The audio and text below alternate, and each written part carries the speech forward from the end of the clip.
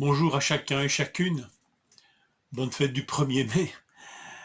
Que le Seigneur nous accorde un mois de mai béni, même dans ces circonstances très particulières. La lecture de ce jour, acte 2, 1 à 13. Et je retiens cette interrogation de la foule qui entend les apôtres leur parler. Et s'écrie, cette foule, ne sont-ils pas tous galiléens? Premier étonnement de la foule, comment ces gens de cette région peuvent nous parler des choses de Dieu? Il faut dire que la réputation de la Galilée en matière religieuse et spirituelle, elle n'est pas terrible. Les habitants ont une réputation de mélange. C'est une région dont les responsables de Jérusalem peuvent dire de la Galilée, il ne sort point de prophète. C'est pas une région bénie de Dieu, quoi. On trouve ça dans Jean 7, 52. La Galilée est même appelée la Galilée des nations, des gentils. On trouve cette référence dans Matthieu 4, 15. Un pays mélangé, où il y a eu trop d'influences non juives. Donc une région qui bénéficie d'une très mauvaise réputation au niveau spirituel et religieux. Et pourtant, la majorité des apôtres seront choisis par Jésus. Et la majorité des apôtres sont originaires de cette Galilée. Que dire alors du Maître, Jésus lui-même? Pourquoi donc a-t-il choisi de vivre l'essentiel de sa vie et de son ministère dans cette terre méprisée? Plus encore, il vécut à Nazareth, à tel point qu'on l'appelle Jésus de Nazareth. Je ne suis pas sûr que cette expression soit nécessairement élogieuse, surtout quand Nathanaël, ce juif pieux que Jésus va rencontrer, ne s'écrira-t-il pas un moment « Nazareth » mais peut-il sortir quelque chose de bon de Nazareth? Point d'interrogation. C'est vous dire la réputation de cette ville. Alors pourquoi le Seigneur vient-il de cette région méprisée, de cette ville encore plus méprisée? Peut-être parce que le Seigneur élève ceux qui sont méprisés, est venu pour sauver ceux qui étaient perdus. Et il a commencé par là. C'est un rappel sans doute à cette origine humble des premiers témoins choisis délibérément par le Seigneur et venant d'une région peu glorieuse. Le deuxième étonnement est sur le contenu de leurs paroles. Comment les entendons-nous parler des merveilles de Dieu? Alors ce mot merveille, on ne le retrouve dans l'original que dans le discours de Marie, dans la louange que Marie adresse à Dieu. On appelle ça le cantique de Marie. Je vous le lis. Marie dit, « Mon âme célèbre la grandeur du Seigneur et mon esprit se réjouit en Dieu mon Sauveur, parce qu'il a porté le regard sur son humble servante.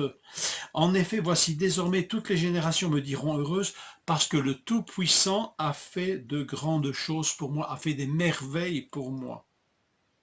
Son nom est saint et sa bonté s'étend de génération en génération sur ceux qui le craignent. Il a agi avec la force de son bras. Il a dispersé ceux qui avaient dans le cœur des pensées orgueilleuses. Il a renversé les puissants et leur trône. Et il a élevé les humbles. Il a rassasié de bien les affamés. Il a renvoyé les riches les mains vides. Il a secouru Israël son serviteur et il s'est souvenu de sa bonté, comme il l'avait promis, comme il l'avait dit à nos ancêtres, en faveur d'Abraham et de sa descendance, pour toujours. Il a élevé les humbles. Voilà un discours sur les merveilles de Dieu. Et je fais ce rapprochement avec le jour de la Pentecôte parce que je ne puis m'empêcher de me dire que si c'est au travers de Galiléens que le Seigneur s'est exprimé, c'est que le jour de la Pentecôte, il est aussi dans le même esprit que ce jour où Dieu a révélé des choses à Marie, cette humble servante, esclave quasiment. Eh bien, dans le même état d'esprit, le Seigneur, le jour de la Pentecôte, nous rappelle que ce jour n'est pas pour les orgueilleux, n'est pas pour les puissants et les suffisants. Il est pour les serviteurs et les servantes. C'est sur eux que le Seigneur déversera de son esprit. Vous le lirez demain dans Acte 2, 18. Sur mes servantes et sur mes serviteurs, je déverserai de mon esprit.